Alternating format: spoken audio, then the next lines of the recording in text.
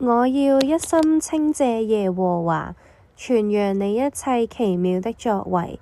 我要因你歡喜快樂。至高者啊，我要歌頌你的名。我的仇敵回轉撤退的時候，他們在你面前跌倒滅亡，因你已經為我伸冤，為我辯護。你坐在寶座上，按公義審判。你曾叱責列國，滅絕惡人。你曾逃去他們的名，直到永永遠遠。仇敵到了盡頭，他們遭毀壞，直到永遠。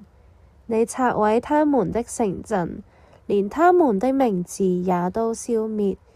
惟耶和華坐在王位上，直到永遠。他已經為審判擺設寶座，他要按公義審判世界，按正直判斷萬民。耶和華要作受欺壓者的庇護所，在患難時的庇護所。耶和華啊，認識你名的人要倚靠你，因你沒有離棄尋求你的人。應當歌頌居於錫安的耶和華，將他所造的傳揚在萬民中。那位追討流人血的，他紀念受屈的人，不忘記困苦人的哀求。耶和華啊，求你憐憫我，你是從死門把我提升起來的。求你看那恨我的人所加給我的苦難，好讓我述說你一切的美德。我要在錫安的城門因你的救恩歡樂。外邦人陷在自己所挖的坑中，他們的腳被自己暗設的羅網纏住了。耶和華已將自己顯明，他已施行審判。惡人被自己手所造的纏住了。惡人就是忘記上帝的外邦人，都必歸到陰間。貧窮人必不永久被忘，困苦人的指望必不永遠落空。耶和華啊，求你興起，不容世人得勝。願外邦人在你面前受審判。耶和華啊，求你使他們恐懼。願外邦人知道自己不過是人。詩篇9章。智慧建造房屋，鑿成7根柱子，宰殺牲畜，調好美酒，又擺設筵席，派遣女僕出去，自己在城中至高處呼喚，誰是愚蒙人的，讓他轉到這裏來。又對那無知的人說：你們來吃我的餅，喝我調的酒。你們要離棄愚蒙，就得存活，並要走明智的道路。糾正傲慢人的，必致羞辱；責備惡人的，必被侮辱。不要責備傲慢人，免得他恨你；要責備智慧人，他必愛你。教導智慧人，他就越有智慧；指示義人，他就增長學問。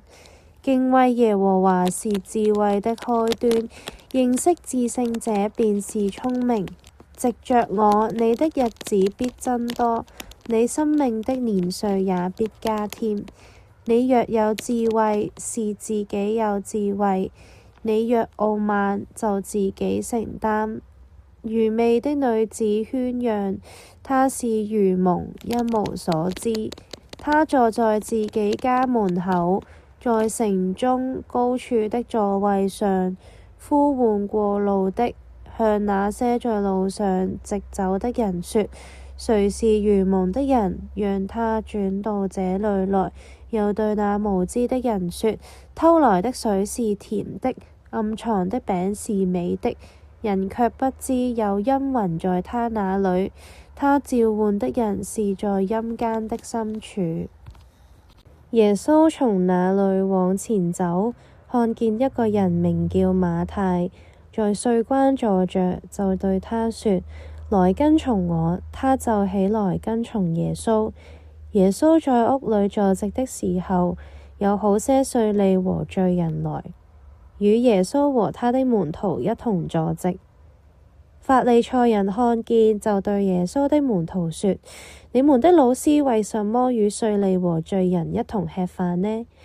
耶穌聽見就說：健康的人用不着醫生，有病的人才用得着。經上說：我喜愛憐憫，不喜愛祭祀。這句話的意思你們去揣摩。我不是來招義人，而是來招罪人。馬太福音9章9到13節。我要一心稱謝耶和華，傳揚你一切奇妙的作為。我要因你歡喜快樂。至高者啊，我要歌頌你的名。我的仇敵回轉撤退的時候，他們在你面前跌倒滅亡，因你已經為我伸冤，為我辯護。你坐在寶座上，按公義審判。你曾叱責列國，滅絕惡人。你曾逃去他們的名，直到永永遠遠。仇敵到了盡頭，他們遭毀壞，直到永遠。你拆毀他們的城鎮，連他們的名字也都消滅。惟耶和華坐在王位上，直到永遠。他已經為審判擺設寶座，他要按公義審判世界，按正直判斷萬民。耶和華要作受欺壓者的庇護所，在患難時的庇護所。耶和華啊，認識你名的人要倚靠你，因你沒有離棄尋求你的人。應當歌頌居於錫安的耶和華，將他所造的傳揚在萬民中。那位追討流人血的，他紀念受屈的人，不忘記困苦人的哀求。耶和華啊，求你憐憫我，你是從死門把我提升起來的。求你看那恨我的人所加給我的苦難，好讓我述說你一切的美德。我要在錫安的城門因你的救恩歡樂。外邦人陷在自己所挖的坑中，他們的腳被自己暗設的羅網纏住了。耶和華已將自己顯明，他已施行審判。惡人被自己手所造的纏住了。惡人就是忘記上帝的外邦人，都必歸到陰間。貧窮人必不永久被忘，困苦人的指望必不永遠落空。耶和華啊，求你興起，不容世人得勝。願外邦人在你面前受審判。耶和華啊，求你使他們恐懼。願外邦人知道自己不過是人。詩篇9章。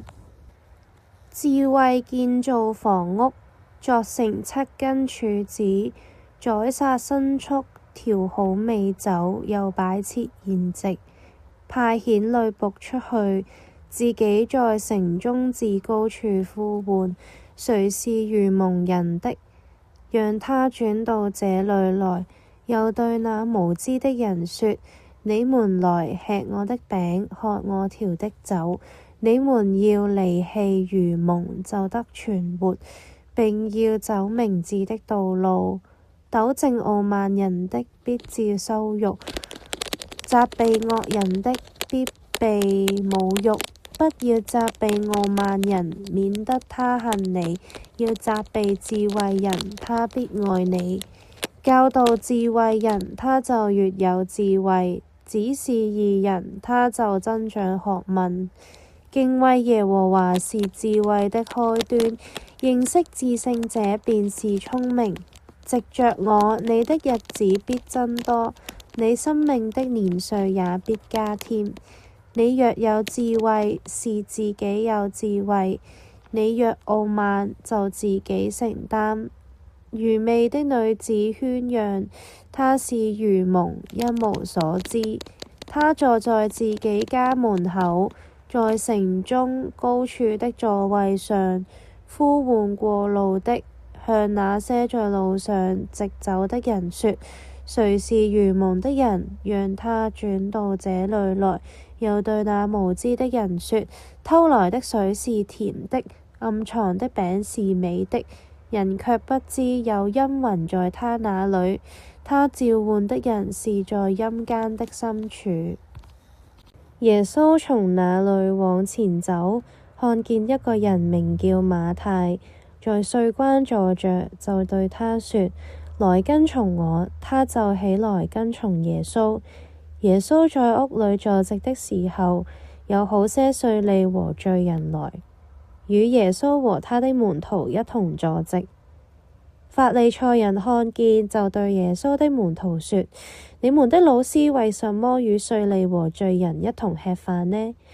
耶穌聽見就說：健康的人用不着醫生，有病的人才用得着。經上說：我喜愛憐憫，不喜愛祭祀。這句話的意思你們去揣摩。我不是來招義人，而是來招罪人。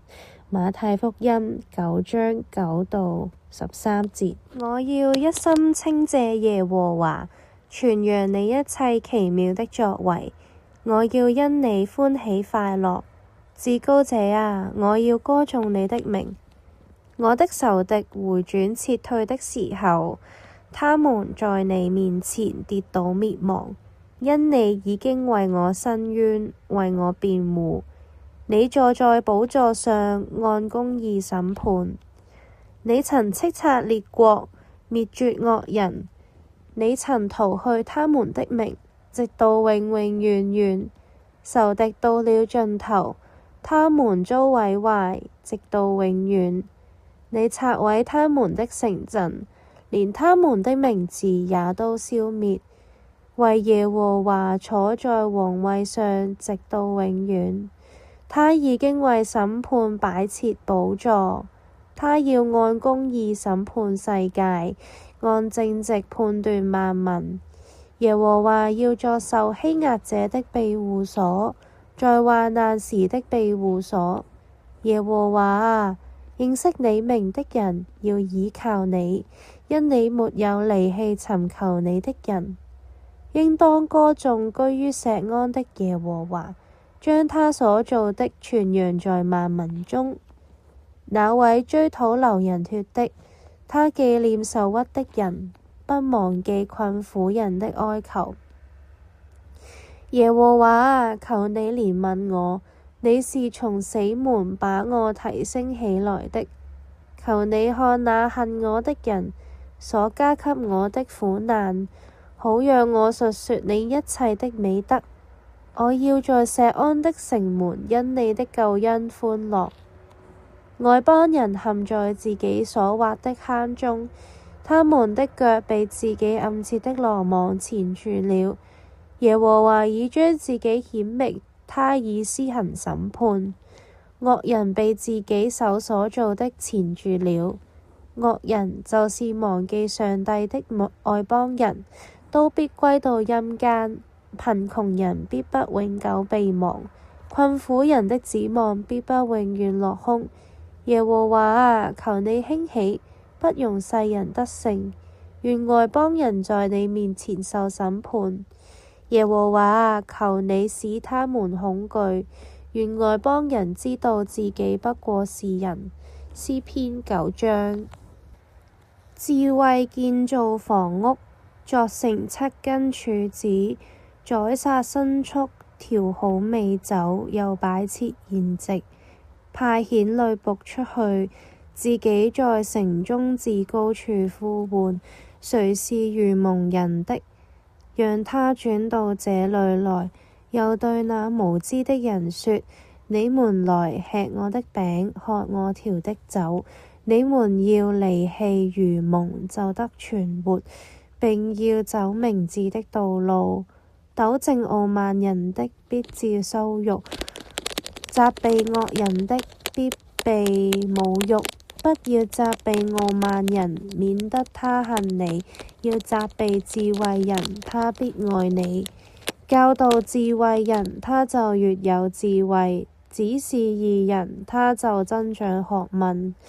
敬畏耶和華是智慧的開端，認識至聖者便是聰明。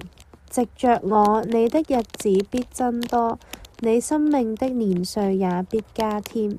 你若有智慧，是自己有智慧；你若傲慢，就自己承擔。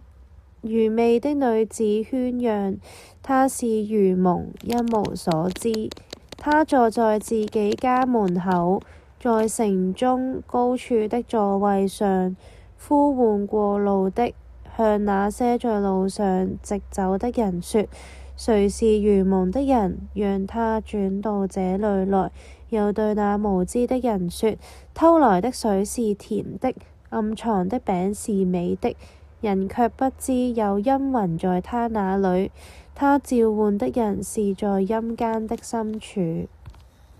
耶穌從那裏往前走，看見一個人名叫馬太，在稅關坐着，就對他說：來跟從我。他就起來跟從耶穌。耶穌在屋裏坐席的時候，有好些稅吏和罪人來，與耶穌和他的門徒一同坐席。法利賽人看見，就對耶穌的門徒說：你們的老師為什麼與稅吏和罪人一同吃飯呢？耶穌聽見就說：健康的人用不着醫生，有病的人才用得着。經上說：我喜愛憐憫，不喜愛祭祀。這句話的意思你們去揣摩。我不是來招義人，而是來招罪人。馬太福音9章9到13節。我要一心稱謝耶和華，傳揚你一切奇妙的作為。我要因你歡喜快樂。至高者啊，我要歌頌你的名。我的仇敵回轉撤退的時候，他們在你面前跌倒滅亡，因你已經為我伸冤，為我辯護。你坐在寶座上，按公義審判。你曾叱責列國，滅絕惡人。你曾逃去他們的名，直到永永遠遠。仇敵到了盡頭，他們遭毀壞，直到永遠。你拆毀他們的城鎮，連他們的名字也都消滅。惟耶和華坐在王位上，直到永遠。他已經為審判擺設寶座，他要按公義審判世界，按正直判斷萬民。耶和華要作受欺壓者的庇護所，在患難時的庇護所。耶和華啊，認識你名的人要倚靠你，因你沒有離棄尋求你的人。應當歌頌居於錫安的耶和華，將他所造的傳揚在萬民中。那位追討流人血的，他紀念受屈的人，不忘記困苦人的哀求。耶和華啊，求你憐憫我。你是從死門把我提升起來的，求你看那恨我的人所加給我的苦難，好讓我述說你一切的美德。我要在錫安的城門因你的救恩歡樂。外邦人陷在自己所挖的坑中，他們的腳被自己暗設的羅網纏住了。耶和華已將自己顯明。他已施行審判，惡人被自己手所造的纏住了。惡人就是忘記上帝的外邦人，都必歸到陰間。貧窮人必不永久被忘，困苦人的指望必不永遠落空。耶和華啊，求你興起，不容世人得勝。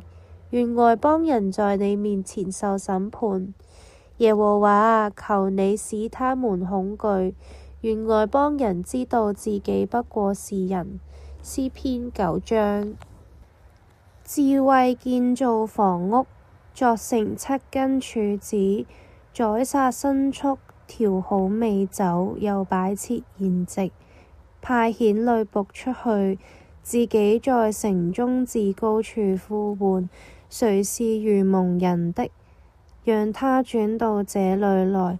又對那無知的人說：你們來吃我的餅，喝我調的酒。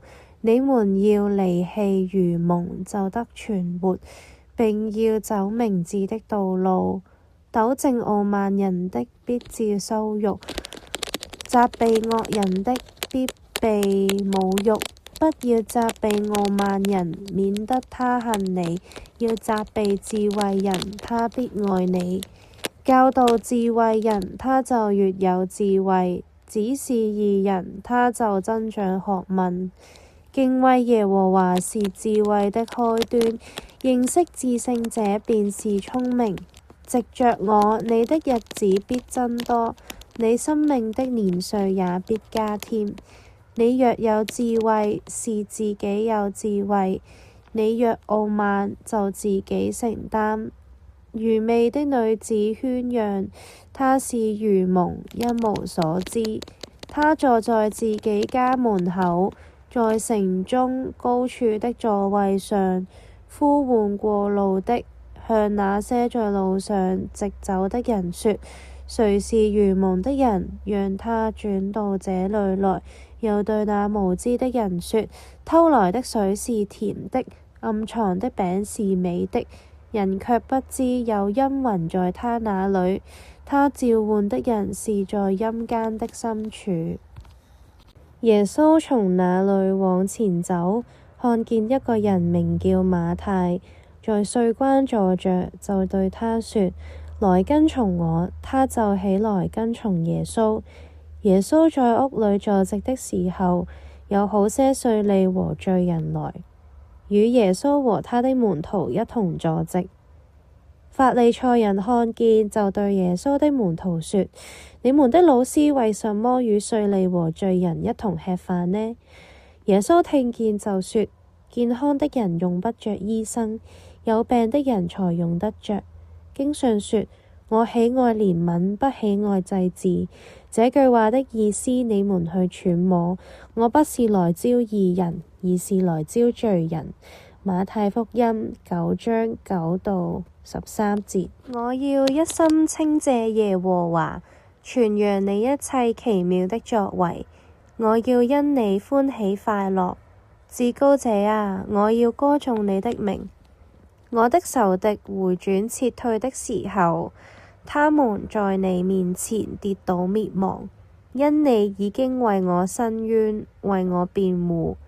你坐在寶座上，按公義審判。你曾叱責列國，滅絕惡人。你曾逃去他們的名，直到永永遠遠。仇敵到了盡頭，他們遭毀壞，直到永遠。你拆毀他們的城鎮，連他們的名字也都消滅。惟耶和華坐在王位上，直到永遠。他已經為審判擺設寶座，他要按公義審判世界，按正直判斷萬民。耶和華要作受欺壓者的庇護所，在患難時的庇護所。耶和華啊，認識你名的人要倚靠你，因你沒有離棄尋求你的人。應當歌頌居於錫安的耶和華，將他所造的傳揚在萬民中。那位追討流人血的，他紀念受屈的人，不忘記困苦人的哀求。耶和華啊，求你憐憫我。你是從死門把我提升起來的，求你看那恨我的人所加給我的苦難，好讓我述說你一切的美德。我要在錫安的城門因你的救恩歡樂。外邦人陷在自己所挖的坑中，他們的腳被自己暗設的羅網纏住了。耶和華已將自己顯明，他已施行審判。惡人被自己手所造的纏住了。惡人就是忘記上帝的外邦人，都必歸到陰間。貧窮人必不永久被忘，困苦人的指望必不永遠落空。耶和華啊，求你興起，不容世人得勝。願外邦人在你面前受審判。耶和華啊，求你使他們恐懼，願外邦人知道自己不過是人。詩篇9章。智慧建造房屋，鑿成7根柱子，宰殺牲畜，調好美酒，又擺設筵席，派遣女僕出去，自己在城中至高處呼喚，誰是愚蒙人的，讓他轉到這裏來。又對那無知的人說：你們來吃我的餅，喝我調的酒。你們要離棄愚蒙，就得存活，並要走明智的道路。糾正傲慢人的，必致羞辱；責備惡人的，必被侮辱。不要責備傲慢人，免得他恨你；要責備智慧人，他必愛你。教導智慧人，他就越有智慧；指示義人，他就增長學問。敬畏耶和華是智慧的開端，認識至聖者便是聰明。藉着我，你的日子必增多，你生命的年歲也必加添。你若有智慧，是自己有智慧；你若傲慢，就自己承擔。愚昧的女子喧嚷，她是愚蒙，一無所知。她坐在自己家門口，在城中高處的座位上，呼喚過路的，向那些在路上直走的人說：誰是愚蒙的人，讓他轉到這裏來。又對那無知的人說：偷來的水是甜的，暗藏的餅是美的，人卻不知有陰魂在他那裏。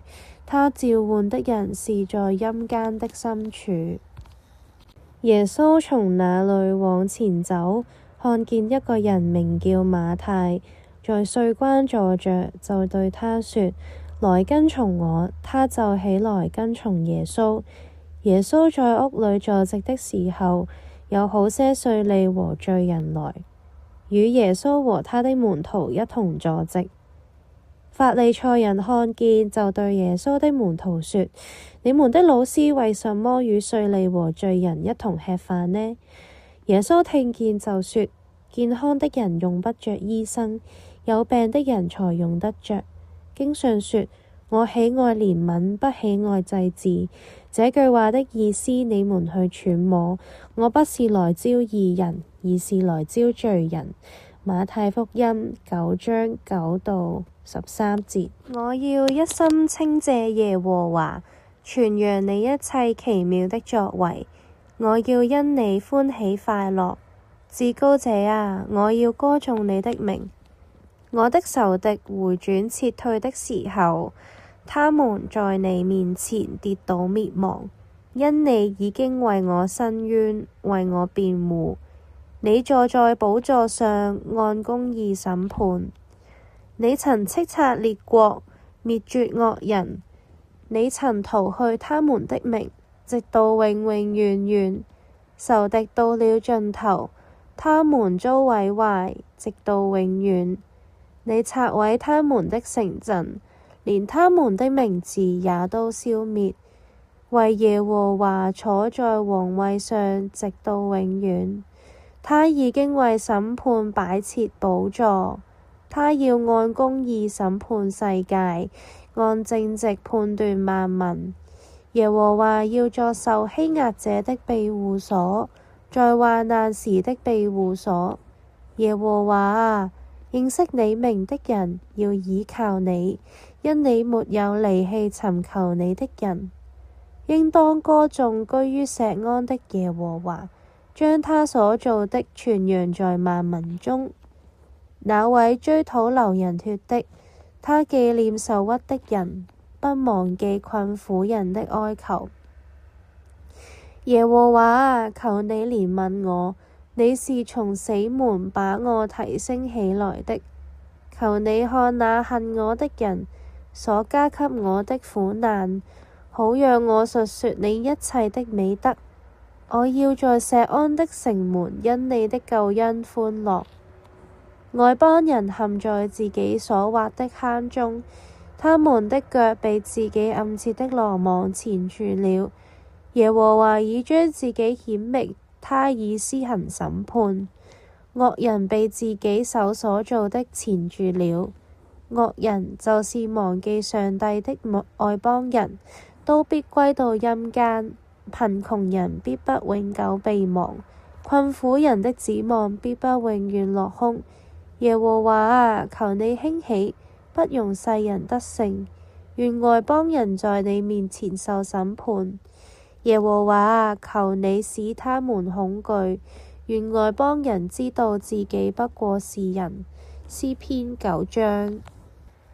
智慧建造房屋，鑿成7根柱子，宰殺牲畜，調好美酒，又擺設筵席，派遣女僕出去，自己在城中至高處呼喚，誰是愚蒙人的，讓他轉到這裏來。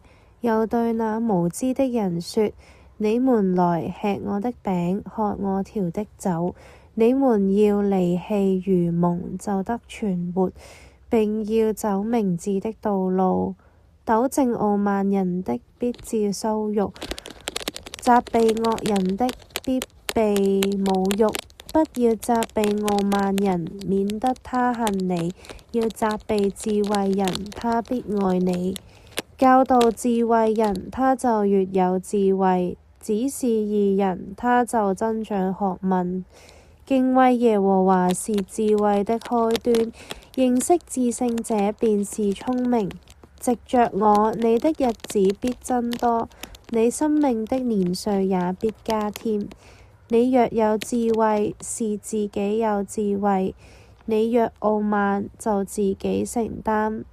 愚昧的女子喧嚷，她是愚蒙，一無所知。她坐在自己家門口，在城中高處的座位上，呼喚過路的，向那些在路上直走的人說：誰是愚蒙的人，讓他轉到這裏來。又對那無知的人說：偷來的水是甜的，暗藏的餅是美的，人卻不知有陰魂在他那裏。他召喚的人是在陰間的深處。耶穌從那裏往前走，看見一個人名叫馬太，在稅關坐着，就對他說：來跟從我。他就起來跟從耶穌。耶穌在屋裏坐席的時候，有好些稅吏和罪人來，與耶穌和他的門徒一同坐席。法利賽人看見，就對耶穌的門徒說：你們的老師為什麼與稅吏和罪人一同吃飯呢？耶穌聽見就說：健康的人用不着醫生，有病的人才用得着。經上說：我喜愛憐憫，不喜愛祭祀。這句話的意思你們去揣摩。我不是來招義人，而是來招罪人。馬太福音9章9到13節。我要一心稱謝耶和華，傳揚你一切奇妙的作為。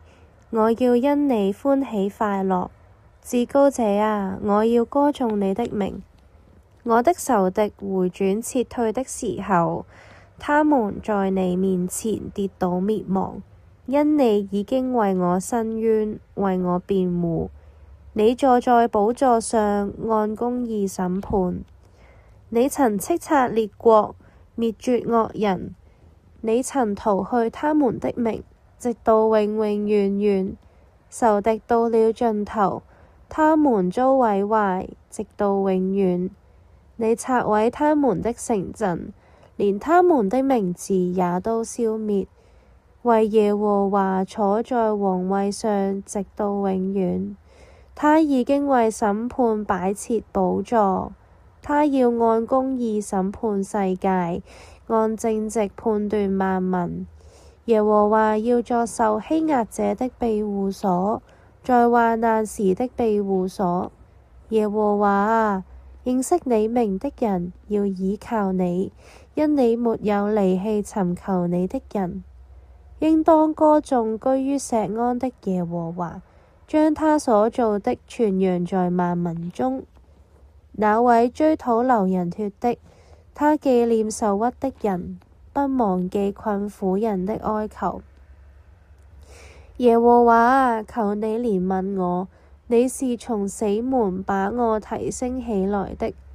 求你看那恨我的人所加給我的苦難，好讓我述說你一切的美德。我要在錫安的城門因你的救恩歡樂。外邦人陷在自己所挖的坑中，他們的腳被自己暗設的羅網纏住了。耶和華已將自己顯明，他已施行審判。惡人被自己手所造的纏住了。惡人就是忘記上帝的外邦人，都必歸到陰間。貧窮人必不永久被忘，困苦人的指望必不永遠落空。耶和華啊，求你興起，不容世人得勝。願外邦人在你面前受審判。耶和華啊，求你使他們恐懼。願外邦人知道自己不過是人。詩篇9章。智慧建造房屋，鑿成7根柱子，宰殺牲畜，調好美酒，又擺設筵席。派遣女僕出去，自己在城中至高處呼喚，誰是愚蒙人的，讓他轉到這裏來。又對那無知的人說：你們來吃我的餅，喝我調的酒。你們要離棄愚蒙，就得存活，並要走明智的道路。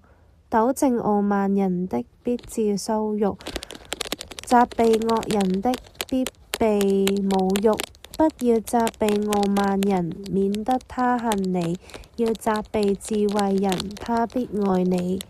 教導智慧人，他就越有智慧；指示義人，他就增長學問。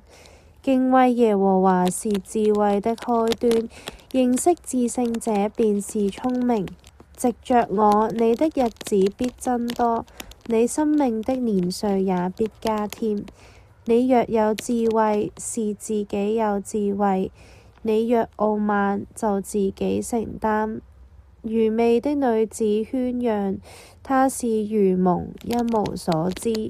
她坐在自己家門口，在城中高處的座位上，呼喚過路的，向那些在路上直走的人說：誰是愚蒙的人，讓他轉到這裏來。又對那無知的人說：偷來的水是甜的，暗藏的餅是美的，人卻不知有陰魂在他那裏。他召喚的人是在陰間的深處。耶穌從那裏往前走，看見一個人名叫馬太，在稅關坐着，就對他說：來跟從我。他就起來跟從耶穌。耶穌在屋裏坐席的時候，有好些稅吏和罪人來，與耶穌和他的門徒一同坐席。法利賽人看見，就對耶穌的門徒說：你們的老師為什麼與稅吏和罪人一同吃飯呢？耶穌聽見就說：健康的人用不着醫生，有病的人才用得着。經上說：我喜愛憐憫，不喜愛祭祀。這句話的意思你們去揣摩。我不是來招義人，而是來招罪人。馬太福音9章9到13節。我要一心稱謝耶和華，傳揚你一切奇妙的作為。我要因你歡喜快樂。至高者啊，我要歌頌你的名。我的仇敵回轉撤退的時候，他們在你面前跌倒滅亡，因你已經為我伸冤，為我辯護。你坐在寶座上，按公義審判。你曾叱責列國，滅絕惡人。你曾逃去他們的名，直到永永遠遠。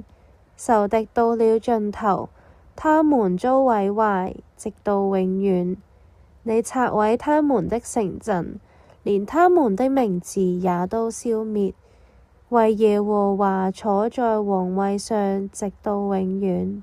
他已經為審判擺設寶座，他要按公義審判世界，按正直判斷萬民。耶和華要作受欺壓者的庇護所，在患難時的庇護所。耶和華啊，認識你名的人要倚靠你，因你沒有離棄尋求你的人。應當歌頌居於錫安的耶和華，將他所造的傳揚在萬民中。那位追討流人血的，他紀念受屈的人，不忘記困苦人的哀求。耶和華啊，求你憐憫我，你是從死門把我提升起來的。求你看那恨我的人所加給我的苦難，好讓我述說你一切的美德。我要在錫安的城門因你的救恩歡樂。外邦人陷在自己所挖的坑中，他們的腳被自己暗設的羅網纏住了。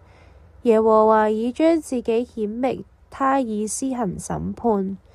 惡人被自己手所造的纏住了。惡人就是忘記上帝的外邦人，都必歸到陰間。貧窮人必不永久被忘，困苦人的指望必不永遠落空。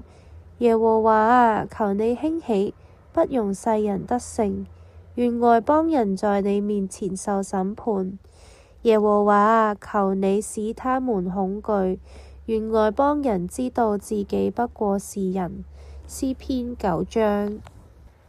智慧建造房屋，鑿成7根柱子，宰殺牲畜，調好美酒，又擺設筵席，派遣女僕出去，自己在城中至高處呼喚，誰是愚蒙人的？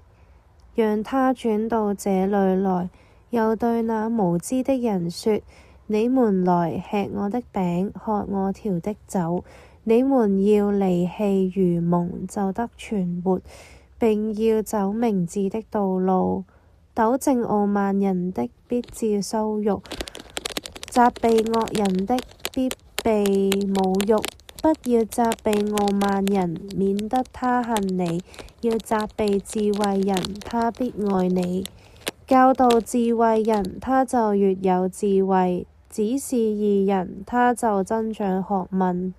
敬畏耶和華是智慧的開端，認識至聖者便是聰明。藉着我，你的日子必增多，你生命的年歲也必加添。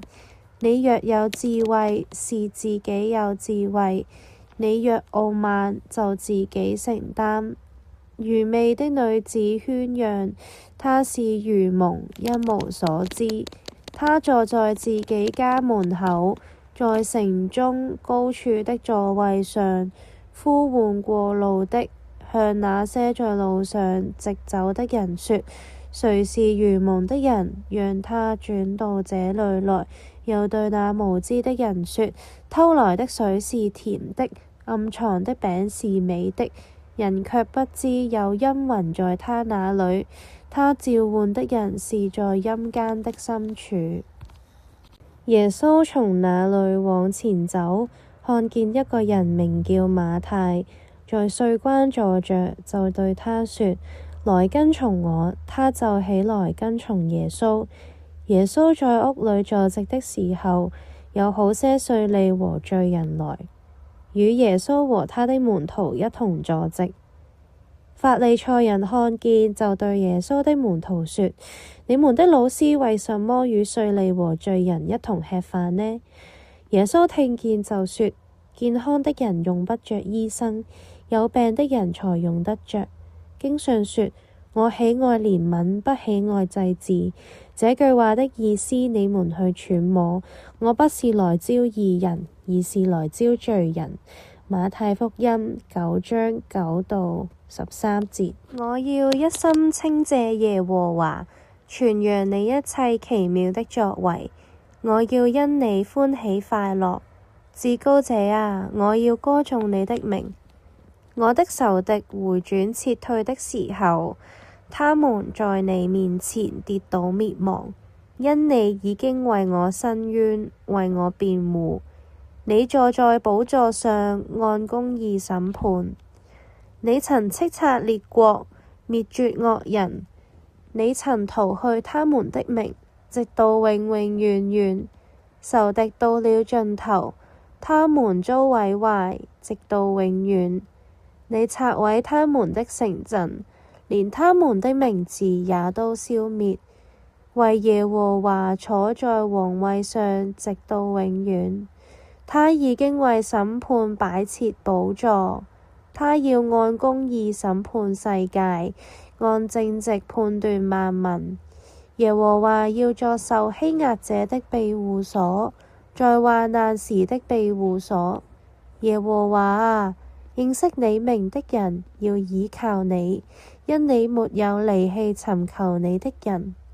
應當歌頌居於錫安的耶和華，將他所造的傳揚在萬民中。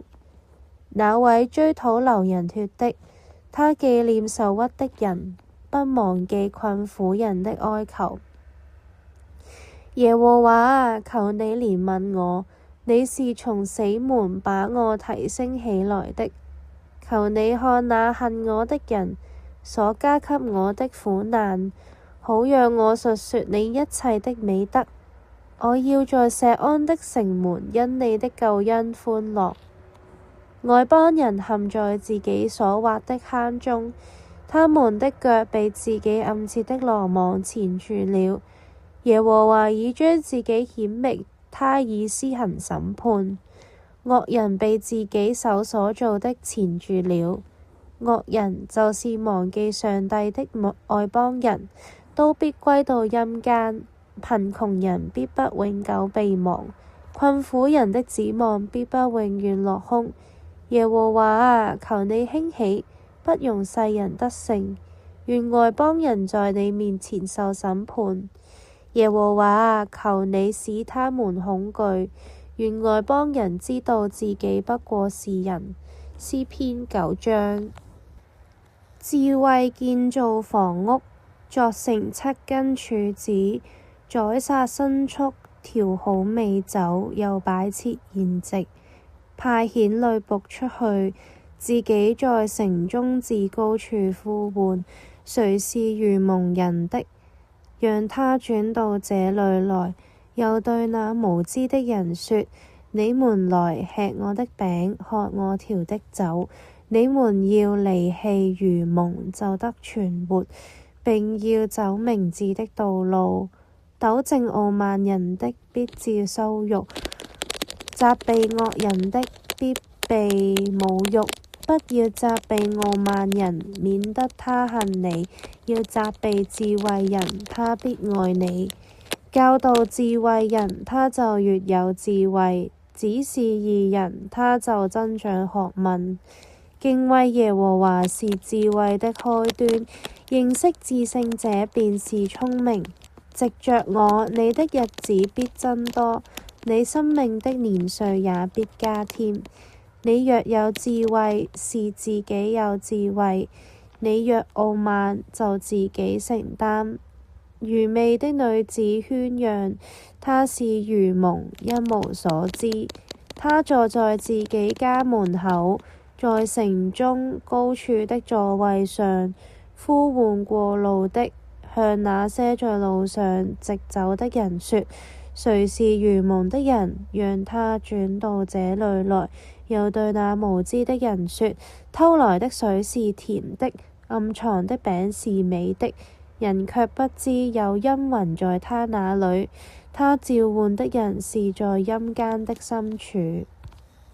耶穌從那裏往前走，看見一個人名叫馬太，在稅關坐着，就對他說：來跟從我。他就起來跟從耶穌。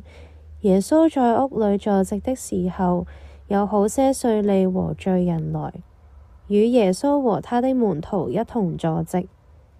法利賽人看見，就對耶穌的門徒說：你們的老師為什麼與稅吏和罪人一同吃飯呢？耶穌聽見就說：健康的人用不着醫生，有病的人才用得着。經上說：我喜愛憐憫，不喜愛祭祀。這句話的意思你們去揣摩。我不是來招義人，而是來招罪人。馬太福音9章9到13節。我要一心稱謝耶和華，傳揚你一切奇妙的作為。我要因你歡喜快樂。至高者啊，我要歌頌你的名。我的仇敵回轉撤退的時候，他們在你面前跌倒滅亡，因你已經為我伸冤，為我辯護。你坐在寶座上，按公義審判。你曾斥責列國，滅絕惡人。你曾逃去他們的名，直到永永遠遠。仇敵到了盡頭，他們遭毀壞，直到永遠。你拆毀他們的城鎮，連他們的名字也都消滅。惟耶和華坐在王位上，直到永遠。他已經為審判擺設寶座，他要按公義審判世界，按正直判斷萬民。耶和華要作受欺壓者的庇護所，在患難時的庇護所。耶和華啊，認識你名的人要倚靠你，因你沒有離棄尋求你的人。應當歌頌居於錫安的耶和華，將他所造的傳揚在萬民中。那位追討流人血的，他紀念受屈的人，不忘記困苦人的哀求。耶和華啊，求你憐憫我，你是從死門把我提升起來的。求你看那恨我的人所加給我的苦難，好讓我述說你一切的美德。我要在錫安的城門因你的救恩歡樂。外邦人陷在自己所挖的坑中，他們的腳被自己暗設的羅網纏住了。耶和華已將自己顯明，他已施行審判。惡人被自己手所造的纏住了。惡人就是忘記上帝的外邦人，都必歸到陰間。貧窮人必不永久被忘，困苦人的指望必不永遠落空。耶和華啊，求你興起，不容世人得勝。願外邦人在你面前受審判。耶和華啊，求你使他們恐懼。願外邦人知道自己不過是人。詩篇9章。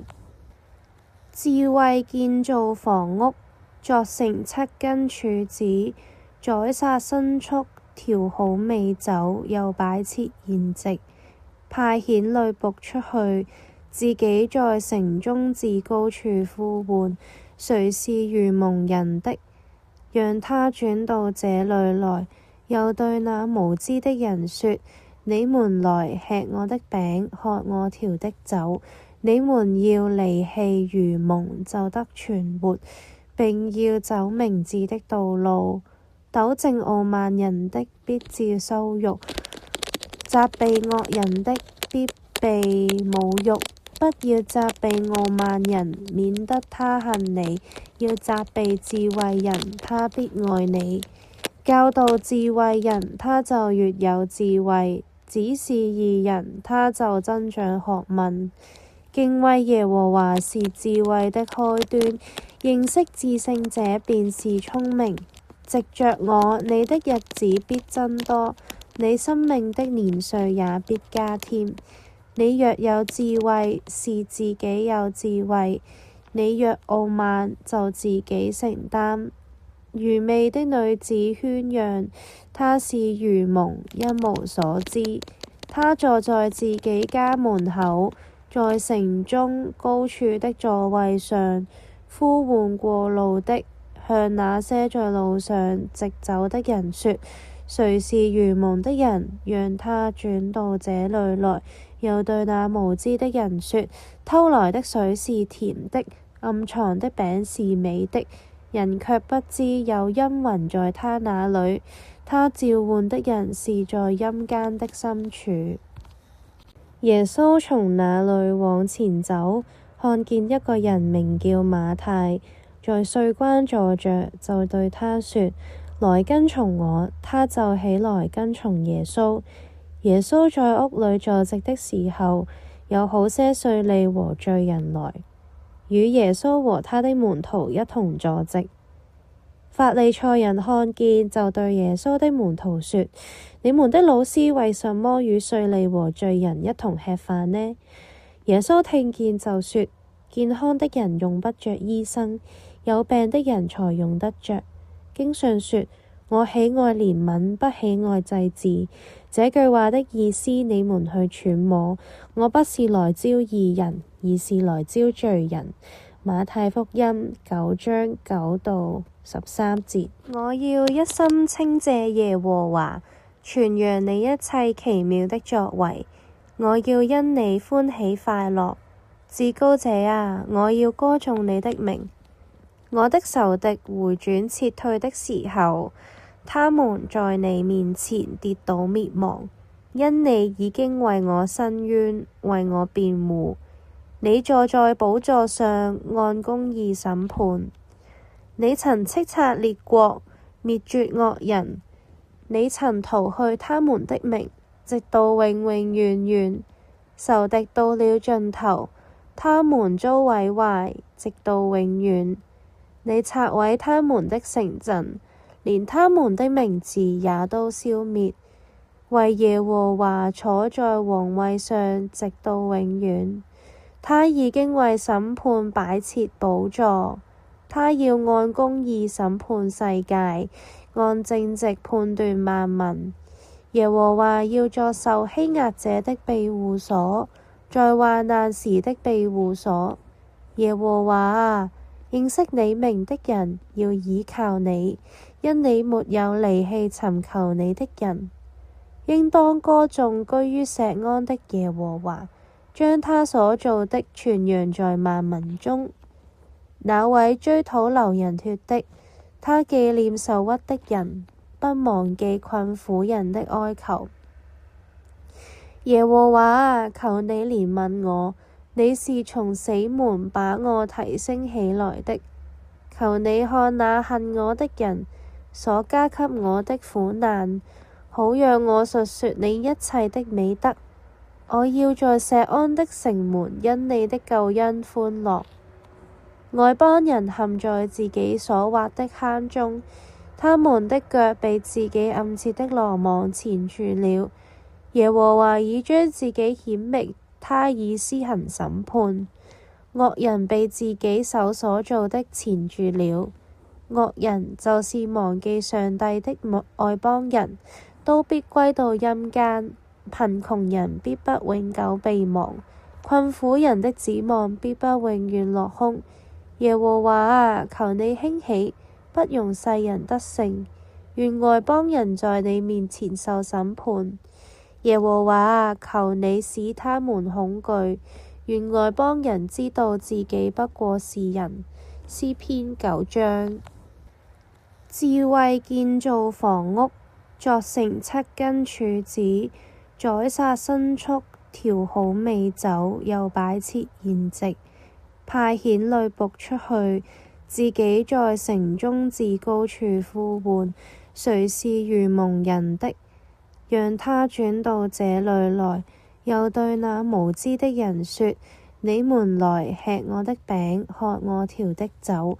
你們要離棄愚蒙，就得存活，並要走明智的道路。糾正傲慢人的，必致羞辱；責備惡人的，必被侮辱。不要責備傲慢人，免得他恨你；要責備智慧人，他必愛你。教導智慧人，他就越有智慧；指示義人，他就增長學問。敬畏耶和華是智慧的開端，認識至聖者便是聰明。藉着我，你的日子必增多，你生命的年歲也必加添。你若有智慧，是自己有智慧，你若傲慢，就自己承擔。愚昧的女子喧嚷，她是愚蒙，一無所知。她坐在自己家門口，在城中高處的座位上，呼喚過路的，向那些在路上直走的人說：誰是愚蒙的人，讓他轉到這裏來。又對那無知的人說：偷來的水是甜的，暗藏的餅是美的，人卻不知有陰魂在他那裏。他召喚的人是在陰間的深處。耶穌從那裏往前走，看見一個人名叫馬太，在稅關坐着，就對他說：來跟從我。他就起來跟從耶穌。耶穌在屋裏坐席的時候，有好些稅吏和罪人來，與耶穌和他的門徒一同坐席。法利賽人看見，就對耶穌的門徒說：你們的老師為什麼與稅吏和罪人一同吃飯呢？耶穌聽見就說：健康的人用不着醫生，有病的人才用得着。經上說：我喜愛憐憫，不喜愛祭祀。這句話的意思你們去揣摩。我不是來招義人，而是來招罪人。馬太福音9章9到13節。